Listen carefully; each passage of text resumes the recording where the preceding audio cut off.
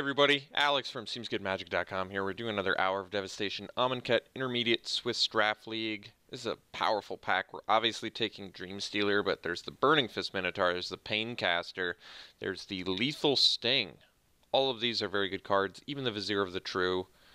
We're obviously taking Dreamstealer. Those one of those really kind of unfair cards in Limited. Very strong. I love these Eternalized rare cards. Alright. Follow-up pick. I like the Excavator. The Excavator is deceptively good. It's a good card with all those Cycle lands, and it kind of goes infinite, I guess, with Evolving Wilds.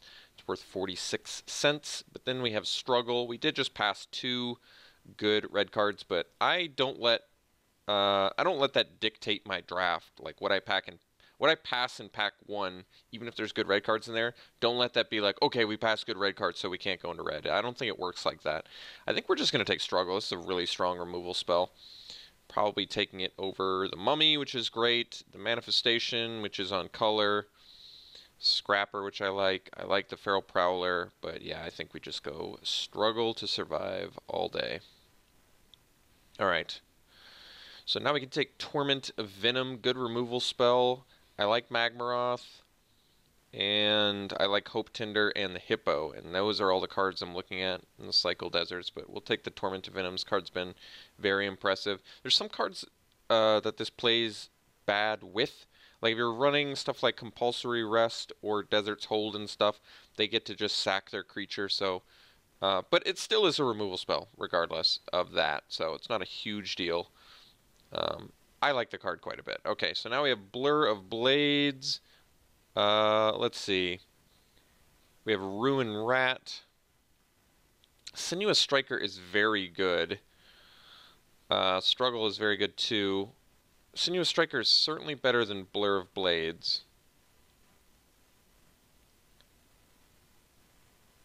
I could just take the Striker. Like I said, this card is very good. Rat has Death Touch, but there's a lot of evasion in this format. You know, like, I always feel like whenever I play Ruin Rat, I always get beat down so hard by Ronus' Stalwart and Greater Sandworm. It seems to always happen when I play Ruin Rat. It's just some weird problem with it. I think we're going to take the Striker. We're not... I definitely want to play black because of Dreamstealer, but Striker is so much better than Blur of Blades that I might just be more willing to go blue. Plus, maybe we could splash Struggle. I'm not sure yet. Okay, so now we have Cycle Desert, but there's also Strategic Planning and Unsummon. So Strategic Planning is good with Eternalize, but Unsummon is a great card in this format. I think it's better than the Desert. It's good protection. And we have good value already, so this feels like a good deck for Unsummon. If you're not going to play Tempo, you want to play something that can at least buy you time to get to your secondary value of your Eternalized cards. Plus, it's good against Eternalize, it's good against Embalm, it's good at returning your own creature that has an aura on it to get it back. I think Unsummon is the pick here. And never looking back. Alright. So we have Aerial Guide, Overread Stalker, and Screecher, and I'm fine with that. Aerial Guide is good, especially with the Dreamstealer and the Sinuous Striker, so it already is looking good, and it evades. I'm on board with that. Apocalypse Demon. Well, it's cool, but I think we got to take this Consigned to Oblivion. This card's... I've played it before. I don't really like it. I mean, you don't have to sack the creature, which I guess is nice, but I don't know.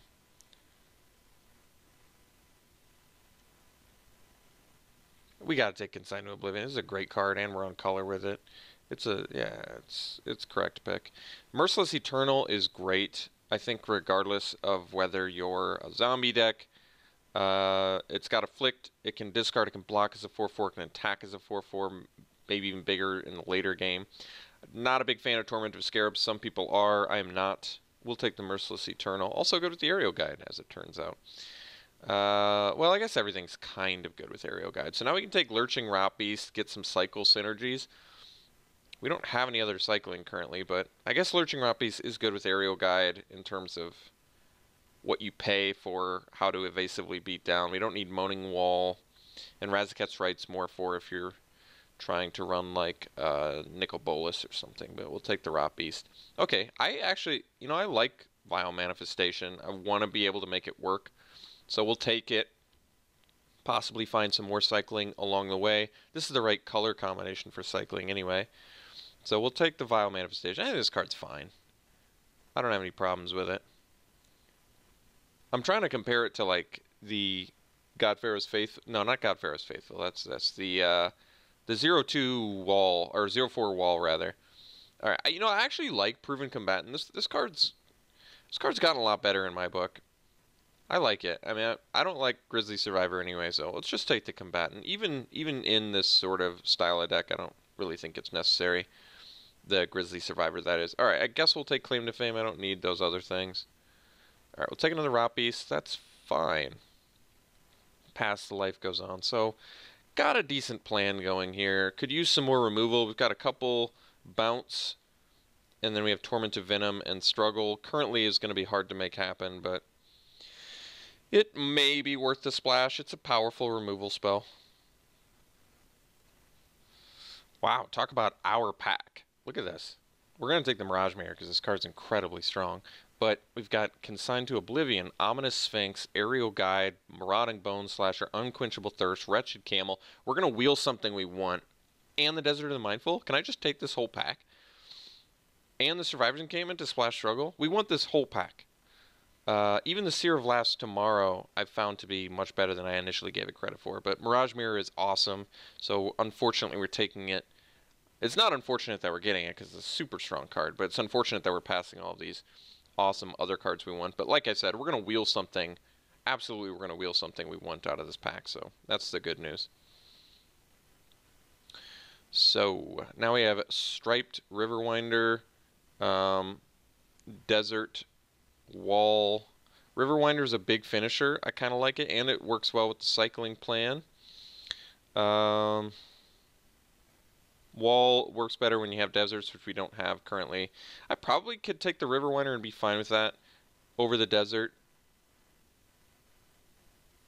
I like having a big finisher here. Bone Slashers, this probably is not the right deck for Bone Slasher, even though there are some blue. I mean, there's definitely blue zombies. Like even Combatant and Sinuous Strike are technically blue zombies, sort of. And we have the Merciless Eternal and the Dream Stealer too, but I think we want this Riverwinder. It's good synergy with the Manifestation. You can cycle it early. I've found it to be pretty impressive in the late game. I'm fine with that. Get some good cyclers going. So there's Lethal Sting, which I think we do want over the Traveler's Amulet, even though the Amulet would let us splash for Struggle. I like Lethal Sting. It seems like quite a few people aren't big fans of it, or at the very least rate it much lower than I do, but I found it to be a pretty excellent removal spell in this format. The -1/-1 counter stuff tends to not be as big a deal as you would think. So we can take Doomfall as long as we don't have auras, because if you run like Unquenchable Thirst alongside it, it's actually pretty bad. They just exile the creature that's thirsted, and you don't get great value, although you can pull from their hand too. Otherwise, there's another Riverwinder. We already have 9 creatures. I don't mind playing multiple Riverwinders with the Manifestation. We could also get some cycle synergies coming up, too, out of pack 3. Like, possible Drakehaven, more likely Faith of the Devoted. And we already have a few cyclers. So I'm okay with that. Probably don't need the Unsummon. We already have 2 bounce effects. Countervailing Winds is also a cycle counter. Doomfall, though, is what I'm thinking because it's kind of good with tempo, too. You can a little more controlled. I think we'll take the Doomfall over the second Riverwinder. I actually don't know if that's right, but I'm going to do it. So there's Seer of the Last Tomorrow and Razaketh's Right and Survivor's Encampment. So Encampment would let us splash the Struggle. Seer of the Last Tomorrow is just good because it can feed your Manifestation plan. It can feed your graveyard with Eternalize. Or you can just mill them out, and you'd be surprised how often you can mill your opponent out with that. But we may just take the Survivor's Encampment to potentially splash the Struggle. Alright, I guess I'm okay with that. It's a desert as well. Another crack at a desert here. Eternal of Harsh Truths is very good, though. I think we gotta take this dude, especially with the aerial guide and the Mirage Mirror and all of our removal. And remember, you can even like lethal sting it to kill something and attack, and even if at a 0/2, it can still be netting you cards. Yeah, Eternal of Harsh Truths is a strictly better scroll thief, so we're gonna take that. Another Vial Manifestation is kind of a gift. So pack 3, we could definitely get rewarded with more cycling. Granted, we only have 4 at the moment, but we can totally get some more. And I don't, like I said, I've actually found Vial Manifestation to be better than one might think it is. So let's take the second Riverwinder now over the second combatant, get another cycler. Now we have some real cycling payoffs. Getting the Consign to Oblivion back is an absolute gift. This card is phenomenal. Really like how this card works. I love it's like end of turn, bounce your thing. You have 2 cards left. It's just a great way to take care of their hand. So we're definitely taking this over the Seer and the Marauding Bone Slasher. Never looking back. Alright, getting the desert here is also a gift. We want more cyclers for our... Wait, it's not non-land, is it? Okay, good. Each card was cycling. Take another Proven Combatant. Don't really need it, but whatever. Getting all the Riverwinders. Honestly, these are just fine in our deck. Having 3 Riverwinders is not a problem when they cycle for 1. We'll take the Graven Abomination. So our deck looks actually pretty cool. We've got a pretty good game plan going. We've got some powerful cards in Dream Stealer and Mirage Mirror. And we can totally upgrade cards that I'm not afraid to play anyway. Like Proven Combatants, like I said, I have no qualms with playing Proven Combatant. Like I said, I've actually found it to be better than one might think it is. But yeah, we've got a good game plan here. This might be a 17 land deck. I haven't decided yet. I don't have to, which is kind of nice too. Yeah, we don't want the Shadow of the Grave. Probably can wheel the Vizier pretty easily. Shimmerscale Drake is another cycler as well as a thing. We got the Wanderer in Death, which can bring back our Riverwinders in the late game, though. I kind of like that. We do want to make a good choice here. So I don't think it's the Essence Scatter, even though I think the card is good. I don't think it's the Drake. I actually do think it's the Wanderer in Death over the Winds of Rebuke. Winds of Rebuke is good in this deck as well. We've got the Graveyard synergy stuff, but we already have 3 bounce spells now. I think we'll take the Wanderer in Death. It's got cycling, which is good. It brings back like the Riverwinders in the late game, which is good. I think it's what we're looking for. It's a strong card in this format in particular.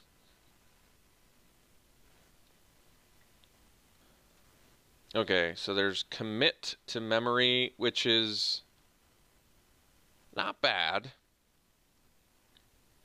But we probably want the Baleful Ammon. I'm a huge fan of this card. There's Censor, which can cycle, which is good. But Baleful Ammon is just such a good beater. It's such an efficient card. It's one of those cards you just kind of got to take and play, I think. And we could wheel something here.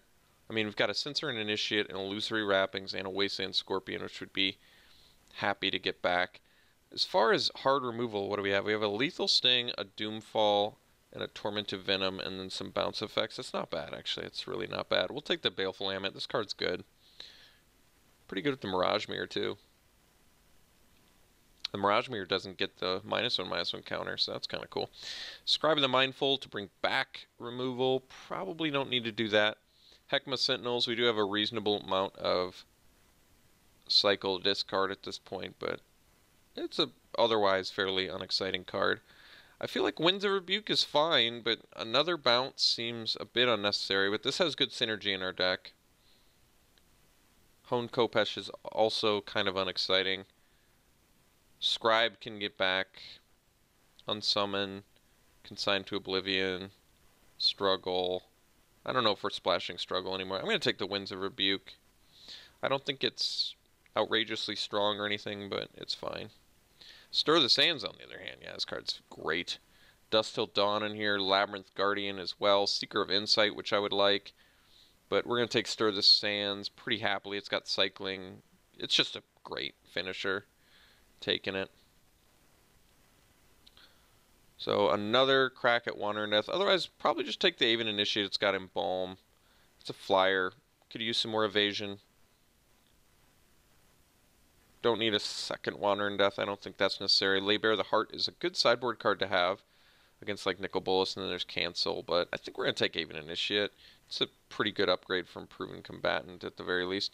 I love Naga Oracle. If you know me, this is a great Naga Oracle deck anyway. This card's always great when you're in blue, but it's particularly good in here with the Vile Manifestation synergy as well as the Eternalize synergy stuff. So taking it over Oracle's Vault, even though I've seen this card do more than I expected it to, we're going to take Naga Oracle. So now I'm definitely feeling like we should play 17 lands. We can take the Floodwaters. I may just play, I think we probably can dump the Unsummon. Just get another cycling card. Another crack at Winds of Rebuke. Otherwise we could take the Blighted Bat. Blighted Bat's fine. It's another flyer. I'm not sure if I need it. Another Winds of Rebuke doesn't seem completely necessary, although I mean we've got a fair amount of Aftermath. We've kind of got all the goods. We have Aftermath, we have Eternalize, we have cycling synergies, and we have Wander and Death, which does work well with this as well. I guess we'll take another Winds of Rebuke. I mean, we have enough creatures. We got the Vizier back, so we'll take that. I guess it's fine. A third Winds does seem unnecessary. Get another Initiate though is fine.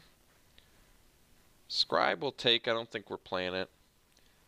So we could take this Sacred Excavation. I'm not going to play Dune Beetle, so I'll take it.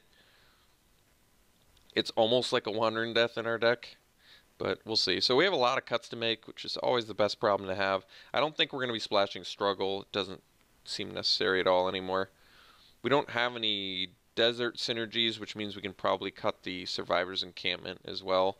But we definitely get the beauty of the Desert of the Mindful. So we have plenty of cycle effects. We'll have to figure out where we want to go from here. Cancel's fine, actually.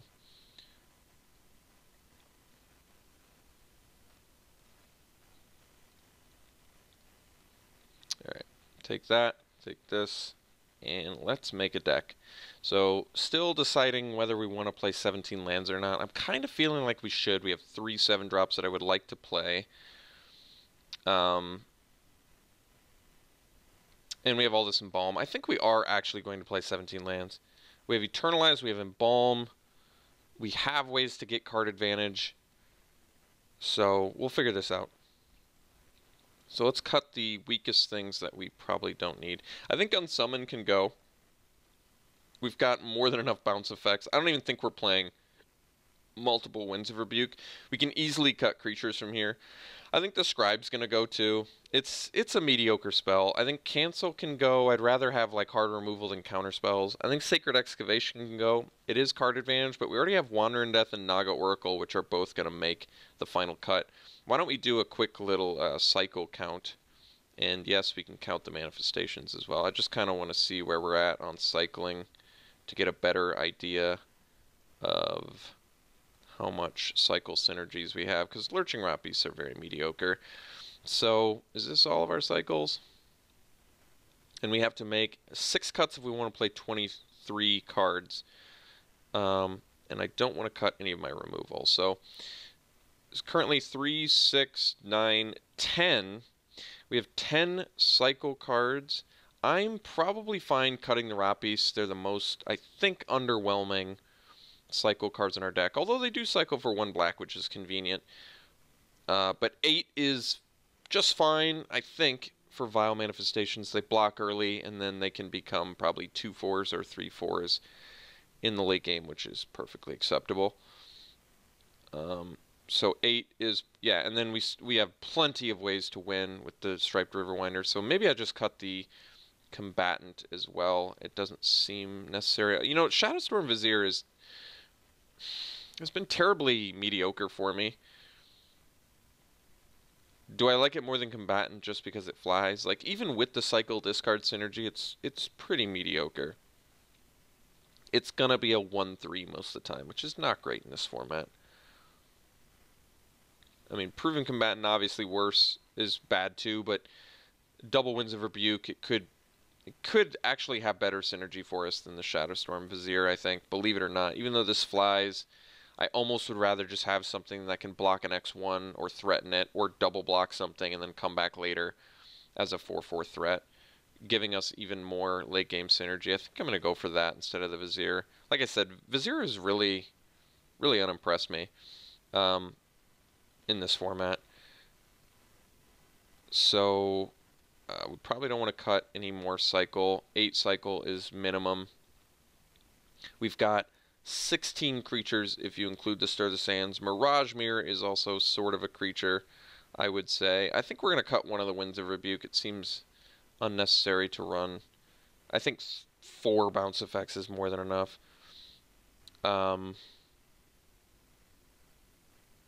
What's the worst creature in my deck? I guess the worst creature is probably the Proven Combatant now. So I'm comfortable cutting that. And then I should probably cut one more spell. One more non-creature spell. I could go to... If I cut a creature, I still would be at 14 with the Stir the Sands. My weakest creature now... All my creatures are good now. I like all of them. Maybe like the Merciless Eternal, because it's not exactly what the game plan we want to do is, but it's still very good. If I cut this last Winds of Rebuke, we still have double Consigned to Oblivion, Floodwaters, Lethal Stink, Doomfall, Tormentive Venom. We're a little bit lacking on the hard removal front, admittedly, but I really like Winds of Rebuke with the Striker, the Dream Stealer, the Initiates, the River Winders with Vile Manifestations, the Wander in Death. It really is good synergy there, but I don't want to cut a cycle. Like I said, 8 cycle is the minimum I want to run. I don't really want to cut Initiate either. I like playing 17 lands and having just all sorts of late game stuff to keep us busy. The River Winders, the Embalm, the Dream Stealer, Eternalize, the Sinuous Striker, Eternalize. We have all sorts of Eternalize. We have the card advantage in the form of Naga Oracle and Wander in Death. So this is tough. I'm kind of feeling like the second Winds of Rebuke, because I think Consigned to Oblivion is undoubtedly better than Winds of Rebuke. Just because Oblivion is such a good card to use. And, oh, Mirage Mirror is a creature too. We could technically cut another creature. It might be the Merciless Eternal. Because I guess, like I said, Mirage Mirror and Stir the Sands count as creatures, so we still, even if you count this as half a creature, Stir the Sands, Mirage Mirror, we have like 14.5 creatures if I cut Merciless Eternal. Okay, I may just do that. I like Merciless Eternal, it just doesn't exactly strike me as the right deck for it. So this is still, like I said, 14.5, 15 creatures, however you want to view Mirage Mirror. Because remember, you can copy your opponent's stuff too, and it copies artifacts and enchantments or lands. This card's really good. I don't know why I would ever have to copy a land, I guess, but it is an option. So something like this looks really good to me, actually. Let's sort by color. So we're more blue than black, but we've got the desert as well. We have 9 cyclers with the desert. That's really good to know. Okay, so we'll go 9/8. They agree. So we've got ourselves a cool little brew here. We've got well, now I gotta reorganize. Jeez. Let's see here. Alright, let's get all of our cyclers in their right spots. So most likely these can be 1s. This technically can be a 2. This can be a 4. This can be a 2. These are 2s. Is there any that I'm missing? I don't think so. Yeah, cool deck. Very, very cool deck. I like it a lot. I don't play a lot of blue-black, but this has a lot of value packed into it. It's a value-dense deck. So this seems like a deck that can do a lot in the late game successfully, albeit a little bit contingent on drawing the 7 lands so that we can either embalm or drop our Striped River Winders like it's hot. So a little bit of work involved, but I like it. Cool looking deck. We'll play it like this. We'll see you round 1.